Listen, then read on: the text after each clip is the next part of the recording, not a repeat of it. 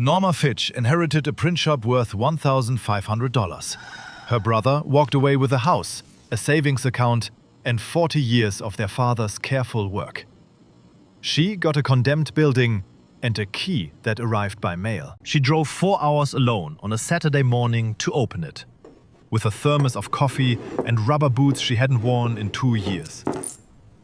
What she found behind a 400-pound printing press had been sitting there for 31 years. And not one person in that family was supposed to find it but her. At 59, after her school closed and her brother divided their father's estate, in the back room of a law office on a Thursday afternoon, Norma Jean Fitch walked away with one thing: the deed to a print shop on Commerce Street, Galena, Illinois. Assessed value, $1,500. Double O that had not opened its doors in 6 years. The letter came from the law offices of Hargrove and Tilden. It arrived in a standard white envelope, first-class postage, no phone call beforehand, no meeting scheduled afterward. Inside, 2 pages of legal language and a key on a plain metal ring. She set it on the kitchen table next to her bowl of oatmeal. She read it once, placed it back down, picked up her spoon, finished her breakfast. There was no ceremony in it. No attorney sitting across a mahogany desk with a hand extended and a solemn expression. No moment where someone said, "Your father wanted you to have this." The payment for the deductible is the envelope required arrived up the way a front water before bill the arrives. procedure can She be signed scheduled. nothing. She simply We opened do it, not offer read it, installment and the transaction plans. was complete. Dennis had called I 2 weeks before, understand. while their father was still in hospice. I'll be right Not there. to talk about their father, to talk about the house on Bench Street, the savings accounts, the certificates of deposit their father had kept in a lockbox at Commerce Street Savings. He had the figures ready. He had been managing their father's finances for the last 10 years, he said, and the numbers reflected that. Norma had been sitting in her car in the hospital parking lot when he called. She watched an orderly push an empty wheelchair across the crosswalk. She said, "Okay, Dennis, that sounds fine." He said, "I knew you'd understand." She put the phone in her coat pocket and sat for another few minutes before going back inside. Her father died on a Sunday. The funeral was on a Wednesday. Dennis flew in from Phoenix and flew back on Friday because he had things he couldn't move. He hugged Norma once in the parking lot after the burial, his hand on her shoulder for exactly as long as courtesy required. He said, "I'll have Hargrove send the paperwork." She nodded. He got into the rental car and was gone before she reached her own vehicle.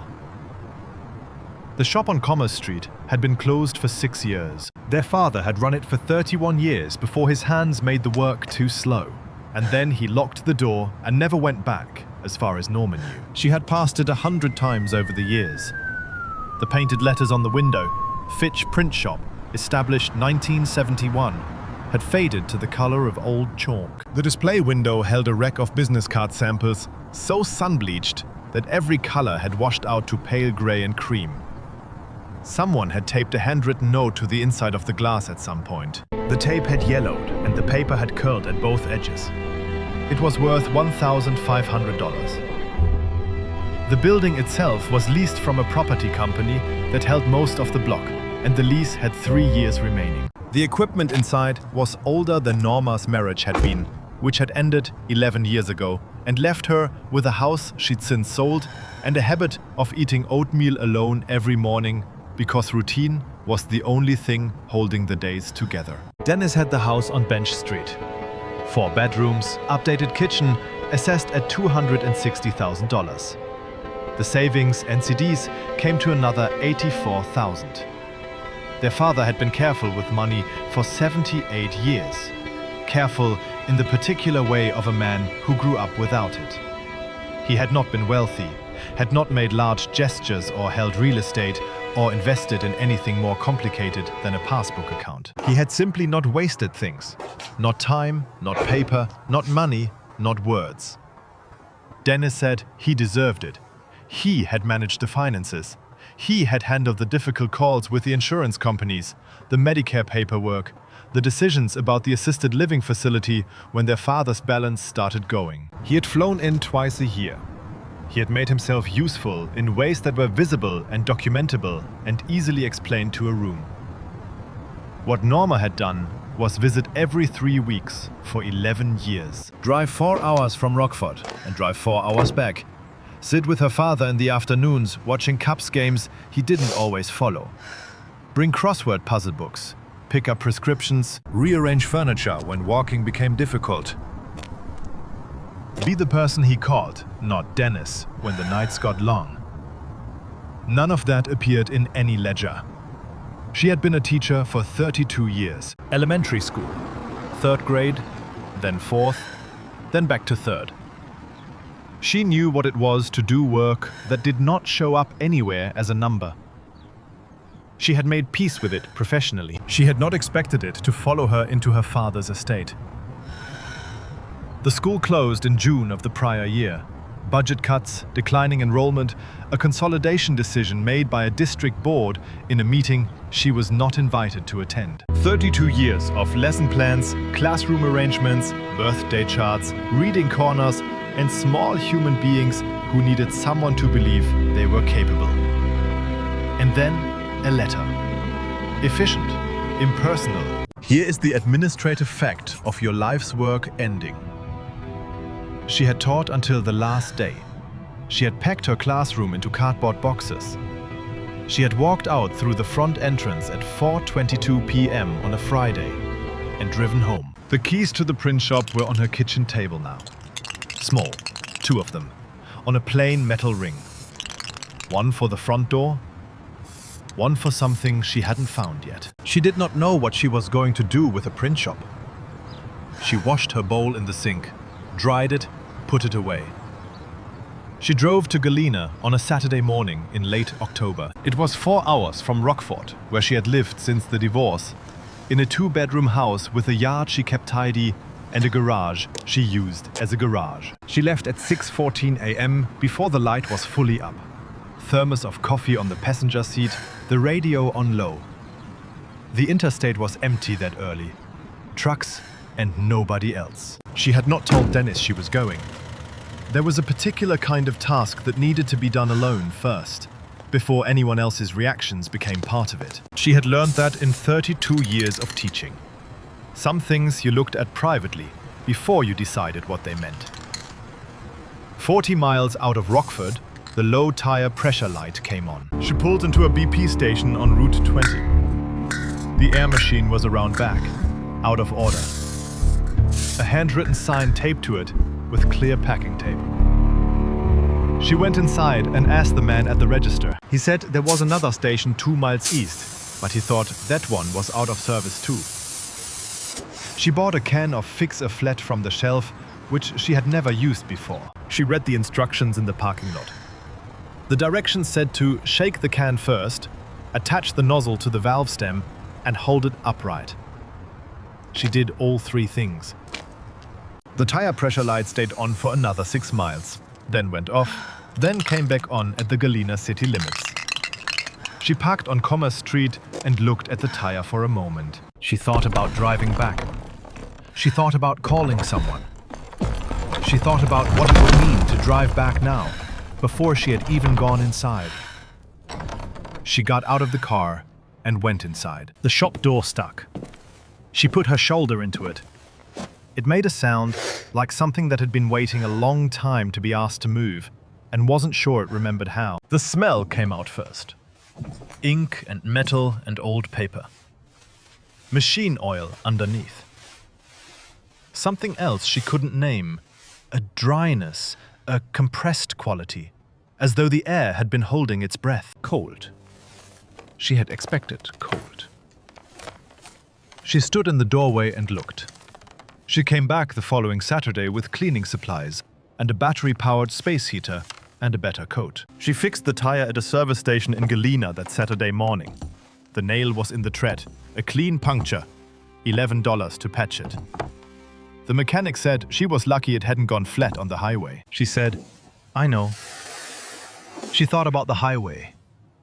She thought about being alone on the highway at 6:14 in the morning, with a tire going flat by degrees.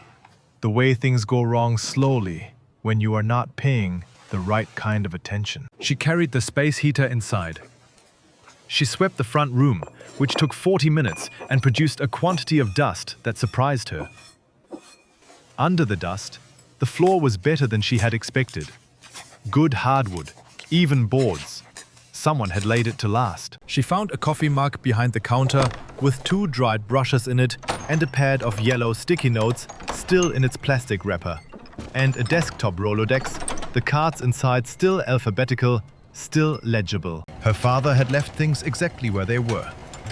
Through the hinged section of the counter, she could see the back room, and the back room was dominated by the press. She knew what a Heidelberg press was, only in the vague way you know the furniture of your childhood.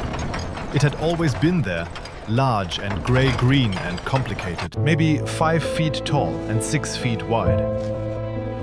It occupied the center of the back room, with the authority of something that had been installed before the walls around it. She went through the hinged section.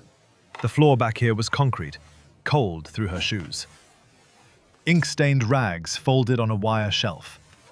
A wooden workbench along the far wall, covered with the organized residue of someone's working life.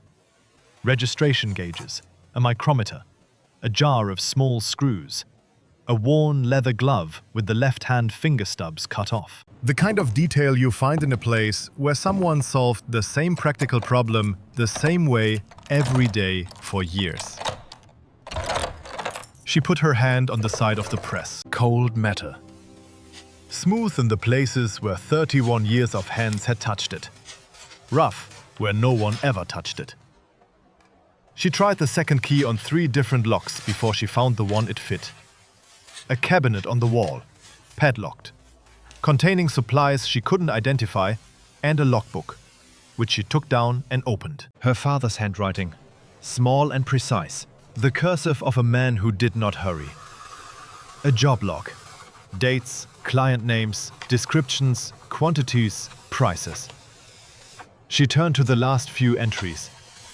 The final one was dated 7 years ago, 11 months before he locked the door. Church bulletins, anniversary announcements, business cards. A retirement program for someone named L. Kowalski, 400 copies, paid in full. And scattered throughout, every few pages, a job with no charge notation. No charge. She counted them on the page in front of her. Then she went back to the beginning of the log and counted again. More carefully. She set the logbook on the workbench. I know we said a man was wouldn't standing talk outside about when she it, arrived Norma the following Jean, Thursday. But this Mid-60s, can't wait. canvas work pants, jacket collar up against the October cold. He was looking at the front of the shop. He turned when she came up the sidewalk. Mackay. He said, "That's a Heidelberg Folks call windmill, me Owen. 11 by 15 platen." She said, "I know what it is." He said, "I heard the door a few days back. I live on Commerce. I used to service presses in this part of the state before I retired. Couldn't help myself." His name was Owen Mackay. He said it simply, without offering more than that. The way of a man who didn't explain himself when the explanation wasn't needed. She said, "It hasn't run in 6 years." He stepped inside and looked at the press the way a doctor looks at a patient, with specific attention, moving around it slowly, crouching to check the base, standing to examine the gripper arm. He said it could run Look closely at the wall again. back there, Owen. These run forever I if think they were there's kept something right. wrong with the He said, foundation. "Your What, father the press kept it right." shifting again? She didn't ask how he knew whose press it was. In a town of 3,000 people, a print shop on Commerce Street had one history. She said, "I need to move it." He looked at her. She said, "There's a door behind it." Or I think there is. I can see the frame at the top. He looked at the wall behind the press. He was quiet. He said, "A windmill press weighs around 400 kilograms. That's close to 900 pounds. You can't push it." She said, "I know." He stood with his hands in his jacket pockets, looking at the press, looking at the wall. Then he said, But you can roll it if you free the drive mechanism It's first. the pressure valve. They spent 2 hours removing the drive belt the following Thursday. Keeps Owen explained what he was seizing doing up as he when did the it, not in the way of a teacher, rises. but in the way of someone who narrates their work from habit, because they have spent a long time working alone. She handed him tools when he asked, and stayed out of the way when he needed her to. When the bed was free, Owen looked at the press. He said, "You'll need to move it about 4 feet to clear the door frame. If it opens inward." She said, "I don't know how it opens." He said, "We'll find out." They put a length of steel pipe under the base and used it as a lever. The press was on wheels, she saw now. Small iron wheels and channels in the floor. Whoever had installed it had built in the possibility of movement, which meant someone had thought, at some point, about what might be behind that wall. Owen pushed from the right. Norma pushed from the left. The press did not move. She said, "It's been sitting for 6 years." He said, "Rust in the channels." He got down with the penetrating oil. They tried again. 1 inch. It stopped. Owen said, "Again. 2 more inches. 3. Then it was rolling, slowly, with a sound like reluctant metal finding its old habits, and the gap between the press and the wall opened up. 2 inches. 4. 6. She could see the door frame, then the door itself. Plank wood, painted the same grey-green as the press. Deliberately. Painted to disappear. Her father had painted it to disappear. The press rolled another foot. She reached past the body of the machine and put her hand on the door. No lock. Just a simple iron latch. The old kind. A bar that dropped into a bracket. She lifted it. The door swung inward on its own, just slightly. A pressure differential. The sealed room exhaling into the cold of the shop. The air that came out was different. Drier. Cooler. It tasted faintly of paper dust and cedar at the back of the throat. The particular dryness of a space that had been sealed for a long time and held its breath. She held her headlamp into the gap. What she found next wasn't what any of us expected. But looking back now, it was the only thing that ever made sense. The room was longer than she'd expected. 8 feet wide and at least 15 feet deep. The floor was the same concrete as the shop, but cleaner. Along the left wall, shelves, floor to ceiling, built from pine. Every shelf holding uniform boxes labeled in her father's handwriting. Along the right wall, a smaller press. A tabletop letterpress, she would learn later. And beside it, flat drawers of type, each one labeled with a letter of the alphabet. On the workbench, in a wire tray, a stack of cards. She picked up the top one, a birthday card. Small, 4x5, cream cardstock. A border of small geometric shapes. Inside, many happy returns. The name on the front, Tommy Briggs. She put it down, picked up the next one. Different name, different month. Same border. Owen appeared in the doorway. He looked at the shelves. He pulled a box from the second shelf and opened the lid. Inside, envelopes. Sealed, stamped, addressed in her father's handwriting. He looked at the return address. Fitch Print Shop, 112 Commerce Street, Galena, Illinois. He said, "These are ready to mail." She said, "How many?" He counted. He looked at the shelves. He did a rough calculation. He said, "I can't be sure, but that's not a small we have number." to be extremely careful. She looked at with the this. labels. It's 41 far more boxes she could count important from than where she stood, anyone realized. and more on the far shelves. Each one labeled with a year. The oldest year she could see, 1993. Owen set the box back on the shelf, gently. He said, "I'm going to get the rest of my tools. Take your time in here." She heard the front door open and close. She stood in her father's secret room and looked at the shelves. She knew it was something. She knew it was the reason for the room, and the room was the reason for the press, and the press was the reason for 31 years of a man coming to work every morning. She put the card back in the wire tray, face up. Tommy Briggs, March. She did not know Tommy Briggs, but her father had known him well enough to print him a birthday card every year. Well enough to address the envelope. Well enough to have it ready to mail. She sat down on the stool at the work table and began to understand what kind of room she was standing in. She came back on Monday with a space heater and a legal pad. There were 53 boxes. She counted carefully, writing down each year in order. The oldest, 1992. The most recent, last year, 8 months before her father went into the assisted living facility. 14 months before he died. She opened the 1992 box. 41 envelopes. She opened a box from 2007. 53 envelopes. She opened the most recent box. 61 envelopes. 50 envelopes a year, averaged across 31 years. She did not need a calculator. She opened one of the sealed envelopes from 1992, steaming the seal with heat from her thermos lid, the way her father had taught her to reuse envelopes when she was young. Inside, a birthday card. The same geometric border. Many happy returns. The name, Eleanor Voss. And inside, in her father's handwriting, I hope this year is a good one. H.F. That was all. She opened another. Different phrasing. Wishing you a fine one. H. F. And another. Here's to another year. H.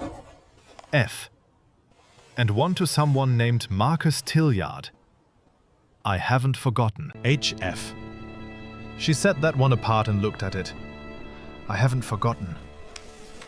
In the second flat cabinet, she found journals, 11 of them, spanning 31 years. She pulled the first one, her father's handwriting, but not a job log. The first entry, February 1992. Started the room today. Moved the press with Ray Okonkwo's help. He didn't ask questions. Good man. She sat down on the stool and did not get up for a long time. January, that first year. Eleanor Voss, $800. Her daughter needed the deposit for the community college application. Eleanor won't ask anyone. March, Tommy Briggs, $400. He's going back to finish his GED. He's embarrassed about it.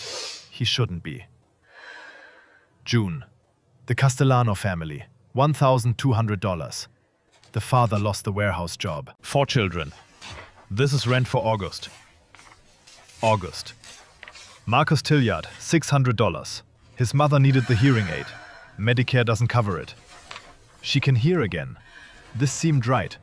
The most common phrase in all 11 journals, written in her father's unadorned cursive, was not, I am glad, or I helped, or I gave. It was, this seemed right. She found her own name in a journal. November 1978, 3 years before the room existed, in the personal journal he had kept before. Norma's teacher, Mrs. Gallagher, says the girl will need more books than the school provides. Ordered an extra set of reading workbooks for her from the catalog. Left them in her desk on a Friday. She won't know where they came from. That's all right. She already knows how to use them. She had been 7 years old. She had found the workbooks on a Monday morning and assumed the school had ordered them. She had used them. She had, in some incalculable way, used them and become a person who used books and believed in books and left things in desks for children on Fridays without telling anyone. She set the journal down. She pressed her fist against the edge of the table and looked at the wall for a long time. She came back to finish reading on a Tuesday morning she had not told anyone about. She plugged in the space heater and gave it 20 minutes before she went into the room. In those 20 minutes, she stood in the shop and drank coffee and looked at the Heidelberg press, which now sat 4 feet from its original position. The drive belt coiled on the workbench, the internal mechanism visible. The precision of it. Every component placed in relation to every other component. Nothing redundant, nothing decorative. Each part doing exactly what it existed to do. Her father had understood machines the way she understood children, at the level of what a thing needed in order to do what it was made for.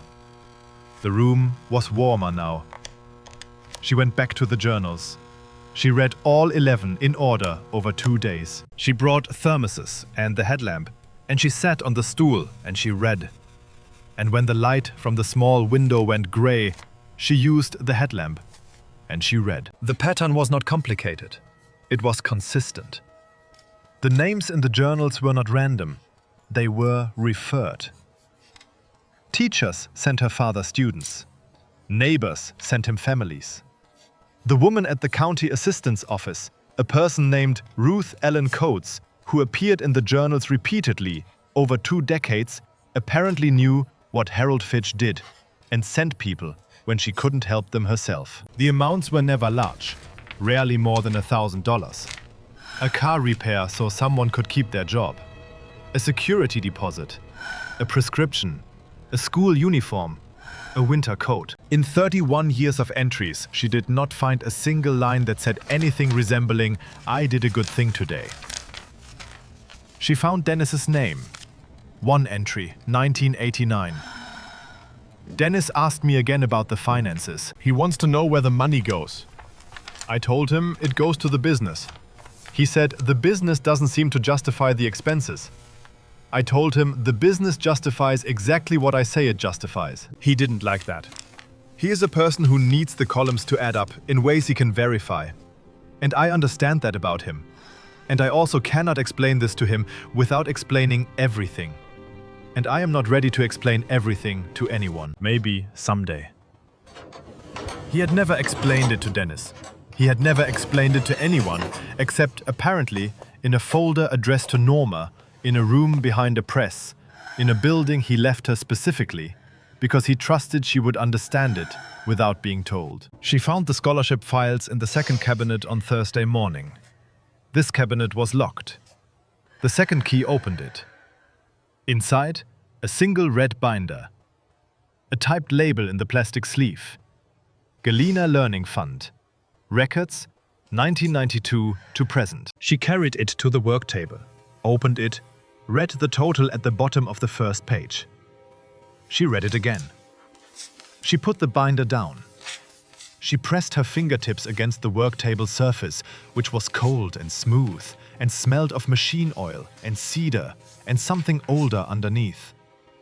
The particular smell of a room that had been lived in for 30 years by a single purpose. She picked the binder up, read the number a third time.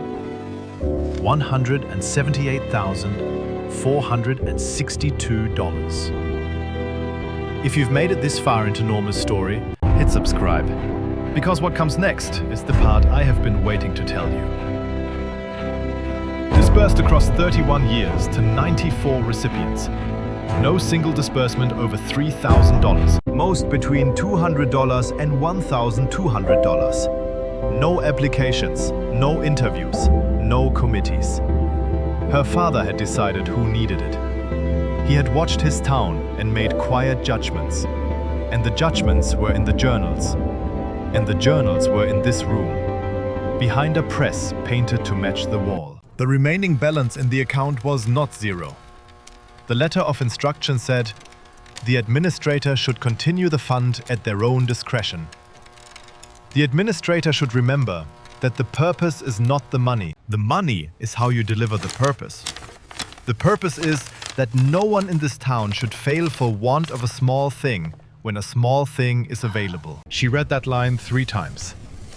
Then she sat still and listened to the room. It was very quiet in there. The only sound was the heater, a low, steady hum. The sound of warmth being made in a space that had been cold for a long time. I need to stop here for a moment, because what is in the folder I found next is the reason I keep coming back to this story. And I want you to have heard everything before you hear this part. She reached up and pulled the third folder from the shelf above the work table. The label read, "For Norma." She held it. She did not open it immediately. She set it on the work table and looked at it for a moment. The way you look at a letter you know will change something. Giving yourself one last moment in the time before you know what it says. Then she opened it. On top, a handwritten note, 1 page, dated 4 months before her father went into the facility. The handwriting was different from the journal's. Slower, the letters slightly larger, the hand of a man whose grip had started going. But the words were clear. It said, "I should have told you about this room years ago. I kept meaning to, and then I didn't. I don't have a good explanation for that." Some things seem easier to arrange than to explain, and I suppose I trusted that you would understand it when you found it. You always understood the things I couldn't say directly. You got that from your mother. She read the rest slowly. She set the note face down on the work table. The folder contained 45 years of entries. Index cards, 1 per year, filed in the back under her name. The first card, 1978. Norma's teacher says she will need more books.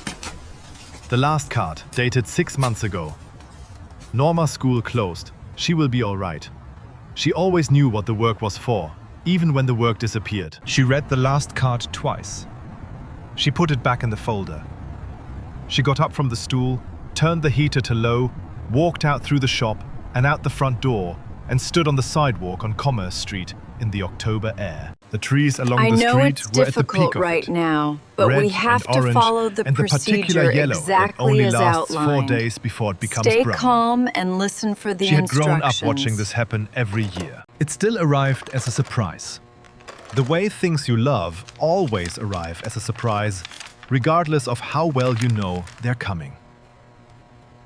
She stood until she was ready to go back inside. Then she went back in. She called Owen that evening. She told him she had found something and needed him to come look at the press again. Not the mechanism, but how it ran. She needed to understand how it worked from the beginning. He said he would come Thursday. She said thank you. He said, don't mention it. She spent the 2 days in between reading the rest of the folders. The binder's back section, tabbed Recipients, contained 94 individual folders, 1 per recipient. Each folder held the original referral, the disbursement record, and follow-up notes across however many years had passed since. She pulled one at random. A family named Okafor, helped in 2003. A single mother, 3 children, a landlord who had illegally withheld a security deposit and left her unable to make the deposit on the next apartment. Her father had given her $1,385. The follow-up notes spanned 12 years. The oldest child now a nurse in Chicago. The middle child graduated from a state university the prior year. The youngest in high school. She put the folder back, pulled another. A man named Gerald Pitts helped in 1995, who needed a truck to continue his landscaping work after his old one died, and he couldn't get credit for a loan. Her father had given him $2,200, enough for a used truck.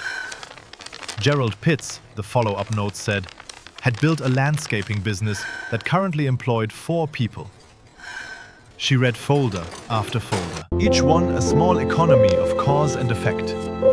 A small thing given at the right moment, and then years of quiet growth that her father had watched from a distance and noted and filed. 94 folders. She found her own, filed under F, between Faulkner and Fry. Her name on the tab, Fitch, Norma J. Inside, the referral from Mrs. Gallagher, dated October 1978. Handwritten on school notepaper, with the apple in the corner. Harold, this girl reads everything she can get her hands on, and there isn't enough of it. Thought you should know. E. Gallagher, 1 sentence. From a teacher who noticed the child and thought Harold should know. Her father had opened a folder and filed the referral and started a follow-up record that he maintained for 45 years. The last entry. Norma's school closed. She will be all right. She always knew what the work was for, even when the work disappeared. She sat with the folder open in her lap for a long time. She thought about 45 years of quiet watching. She thought about Mrs. Gallagher walking down Commerce Street in 1978 and knocking on a print shop door. She thought about what kind of teacher does that. What kind of person notices that specific thing about a specific child and thinks, I should tell someone. She thought about the fact that she had become Mrs. Gallagher, had been Mrs. Gallagher for 32 years, had gone to the supply closet herself, and left workbooks in desks on Fridays without telling anyone why. She had not known she was doing what her father did. She had not known she was his. Owen arrived Thursday at 8:47 a.m. with coffee and without commentary. She had organized all 11 journals chronologically on the work table and made a summary sheet on her legal pad. Total disbursed. Number of recipients. Year range. Remaining balance in the fund. She slid the sheet across to Owen. He read it. He set it down. He said the balance number back to her as a question. She said, yes. This is hard He said, to hear, and this has been running for Owen, 31 years. She said, but the since shop 1992. just can't keep He looked at the going stacks the of way journals. it He looked at the is. wire tray of 61 birthday cards, We don't addressed and have stamped, many her father's last options year of work, left. waiting for someone to take them to the post office. He said, those cards. Your father said, always every said person he these ever helped, cards carried Every the year, weight of for the 31 world. years. A birthday card. I suppose He tracked their he was birthdays in the right. index cards. Owen was quiet. She said, the oldest card in this year's batch. That person has been receiving a birthday card from my father for 31 years. Since 1992. They probably think it's a mailing list. Or they've stopped thinking I about it. suppose we It's just both a card knew that it comes would every come year. to this eventually. Owen said. Until it doesn't. It's just She hard said, to let go after "Until all it these doesn't." years. He was quiet for a moment. Then he said, I keep coming back to something. She waited. He said, he must have been very certain about you. A person doesn't arrange something like this without telling you, unless they're very certain. Look She didn't at the say anything. detail. He said, I knew your father a little. Serviced the press Changes twice. Everything He wasn't a we person who thought we wasted knew. words. But he also wasn't a person who missed things. You don't run a press Few for 31 people years and miss understand things. the craft She like said, you do, "No, Norma. You don't. That She called was Dennis that handled evening. perfectly. She told him about the room. She told him about the fund. She told him the number. $178,462 disbursed, with the remaining balance still in the account. She told him about the 94 names and the 31 years of birthday cards, and the binder and the folder with her name on it. She told him about Mrs. Gallagher's note. Dennis was quiet for a moment. She waited. He picked up something on his end. She could hear the sound of it. A small object lifted and set back down. And she did not know what it was. And he did not explain it. And the not explaining felt like the most honest thing he had done in this conversation. Then he said, why didn't he tell us? Count is She said, he told me. and the total Dennis said, he didn't tell you. comes to You found it. 1,200,000. She said, that's the same thing. For him, that was the same thing. He was quiet again. She said, he knew you needed the columns to add up in ways you could verify. He wasn't angry about that. He just knew this couldn't live in columns. Dennis said I nothing. appreciate you She calling. said, you did but manage the his finances mistake well. wasn't That's on real. our end. He knew that. We delivered Another silence. exactly what Longer was this time. requested. He said, the shop is worth more than $1,500. She said, I know. I know it hurts He right said, now, I suppose you'll but keep you it. did the right thing. She said, I'm going to keep it running. Just the come fund home and the when press you're both. ready. He said, you don't know how to run a printing press. She It's said, gonna be okay. Owen is teaching me.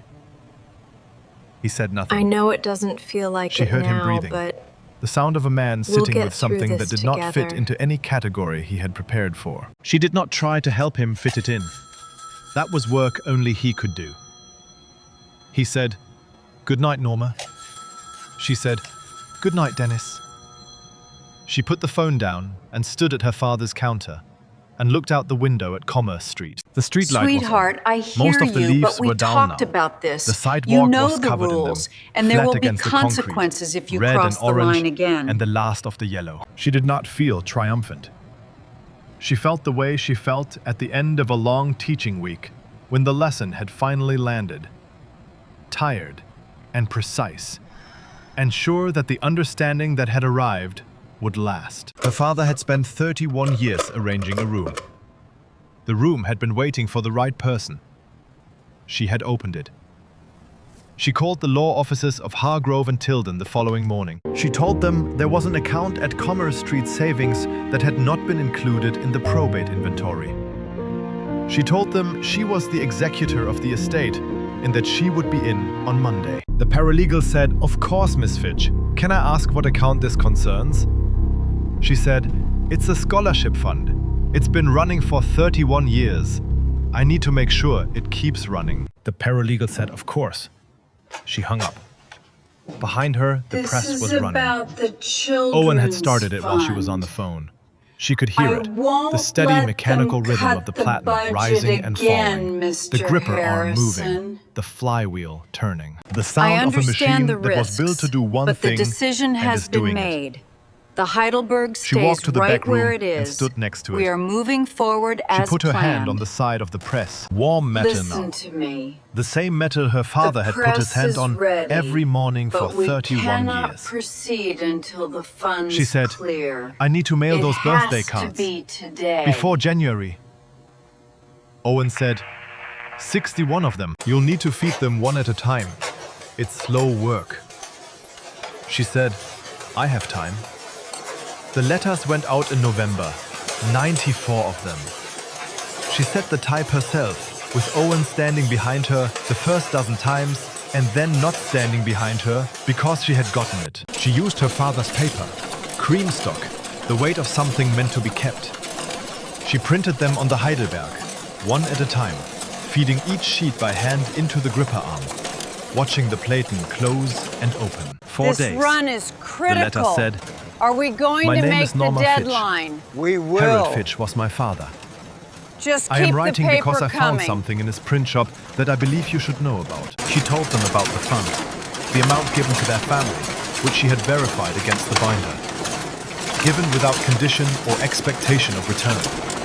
Never intended for them to know. She was telling them now because they deserved to know the name of the person who had helped them. She did not tell them about the birthday cards. She decided those could go on being received without explanation, for as long as she was able to send them. Some things should stay unnamed. She addressed all 94 envelopes by hand. Her handwriting was not her father's. Hers was larger, rounder, the handwriting of someone who had spent decades writing on whiteboards for children in the back row. But she wrote each address carefully, because precision is a form of respect, and she respected every name. She mailed them on a Thursday morning at 9:22 a.m. at the post office on Green Street. The clerk's name was Donna. She had worked there 20 years. She helped Norma weigh and stamp each envelope without asking what they were. Donna said, "That's a lot of letters." Norma said, "It is." Donna said, "Good news or bad?" Norma said, "I think it depends, but mostly good." Donna said, "Good news by mail is underrated." The first response came 8 days later. A phone All right, call those on are a all Tuesday set. afternoon. Total comes Carol to Okafor $650. calling from Chicago. Oh, wonderful. The daughter of the family Thank helped in you. Have a 2003. good day. Carol said, I've been trying to figure out what to say since I got the letter. Norma said, Yes, you don't that have should to be say all of anything. them. Carol Thank said, you for your my mother help today." cried. She said she always wondered. She thought maybe it was a church program or a county fund she didn't know about. She never imagined it was a specific person who knew her name. Norma said, he knew everyone's name. It's done, Norma Carol said, Jean. your father gave my family $1,385 in 2003. We were 2 weeks from being on the street. I was I 12 know it years hurts, honey. old. I've thought about it sometimes, Just and I can't remember make the that math you're work out any other strong, way. And we'll get I through think this things would have been very together. different. I'm Norma here said, for you. I think so too. Carol said, I want to contribute to the fund. I've been a nurse for 6 years, and I've been thinking for 6 years about the people who helped me get here. Now I have a name to put to one of them. Norma took down her information. After she hung up, she sat in the front room of the shop. The press was off. Afternoon light came through the faded letters on the window and made long shapes on the floor. The shop was warm now. Warm in a way it hadn't been in 6 years. She thought about her father, who had given $1,385 to a woman in 2003, and watched, from a distance, for 20 years as the children of that family grew up and became nurses and graduates and people who called strangers on Tuesday afternoons to say, I want to give something back. He had never arranged this particular outcome. He had simply given the money because it seemed right. And then he had watched. Because watching was how he loved. More responses came. A man named Gerald Pitts called from downstate. He said, I've been in business for 28 years because of that truck. I have 4 employees. I want you to know that. A woman named Susan Tanaka wrote a letter on stationery saying that the money her father had given in 1997 had allowed her older brother to enroll at Western Illinois, and her brother was now a high school principal in Rockford, and she thought Norma might want to know that a man who ran a print shop in Galena had helped produce a high school principal. A retired teacher named Leonard Marsh called and said, I used to send Harold people sometimes. People I couldn't help myself. I always wondered what happened to them. Now I know some of it. Thank you for telling me. An elderly woman named Agnes Voss called and said simply, Harold Fitch was a good man. I knew it when he was alive, and I know it better now. Owen suggested the gathering. He came in one morning in early December and said he'd been thinking. He said there were people in this town who had received letters and people who had sent Harold referrals, and people who had just known him, and they were all processing the same thing separately. And sometimes it helped to do that together. He said, your father liked community events. He used to print the programs for the Galena Historical Society dinners. He did them for years, at cost. Norma said, I found that in the job log. Owen said, the Historical Society uses the Washburn House for their events. Big dining room. Improve the Ruth Alderman runs it now. Significantly. I could call her if you want. I see what you mean. Norma said, I'll call her. Ruth Alderman said yes immediately, in the way of a person who had been waiting to say yes to something. She said the last Saturday before Christmas. She said she would handle the food, which Norma tried to decline, and Ruth declined to hear. She said, Harold Fitch printed my wedding invitations in 1987. He charged me $12 because that's what I had. I have been waiting 37 years to do something about that. You let me handle the food. Norma let her handle the food. The Washburn House on the last Saturday before Christmas held 47 people. They came from Galena and from the county and from as far as Rockford and Dubuque. Carol Okafor drove down from Chicago with her mother, who walked in slowly with a cane and looked around the room for a long time before finding a seat. Gerald Pitts came with his wife. Leonard Marsh came with his wife. It is an honor Agnes to Voss's see daughter so Eleanor many came with her own familiar daughter, faces who was 8 years old dedicated to and our had no shared idea what she was history. attending, but ate 3 pieces The of Washburn Ruth's apple House. cake. Owen came. He sat near the back and ate quietly and did not speak much. Dennis did not come. She had invited him. He had said he had things he couldn't move in Phoenix. She had said she understood. Norma stood at the front of the room after the food. She said what she knew about her father and the room and the fund, keeping it brief, keeping it factual. She did not say, "My father was a great man." She said, "My father ran a print shop for 31 years, and this is what he did in the evenings." The room was quiet while she talked. Then she sat down, and the room was not quiet anymore. People talked to each other. People who had received letters found each other across tables and discovered they had been helped in the same years, that their families had been connected through a man who had never introduced them, who had known them separately and helped them separately, and kept them in separate folders without ever staging a moment like this one. The woman helped in 2003, sat next to the man helped in 1995, and they talked for an hour. A retired teacher who had sent Harold 3 referrals over 20 years sat with one of those referrals. Now, a middle-aged woman who ran a daycare in Joe Davis County. And they compared notes on what had connected them without their knowing. This An older letter man in the back mentions your raised his hand. grandfather. I can't room quieted. believe it.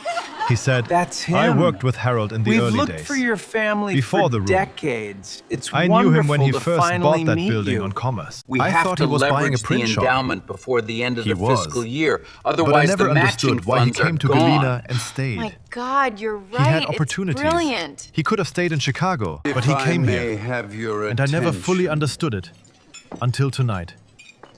He What I paused. am about He said to say he came here because he concerns wanted a town every small enough to watch. single one of us. You can't do what he did in a city. The A old city is days too on large Commerce to know Street, who they needs live a in these truck walls. and who needs rent. My friend, and he whose always kid is about believed to in the give up on spirit of school. this place. He needed We to do be well to somewhere he could remember his see vision. everything. He said Galena was the right size. The room was quiet.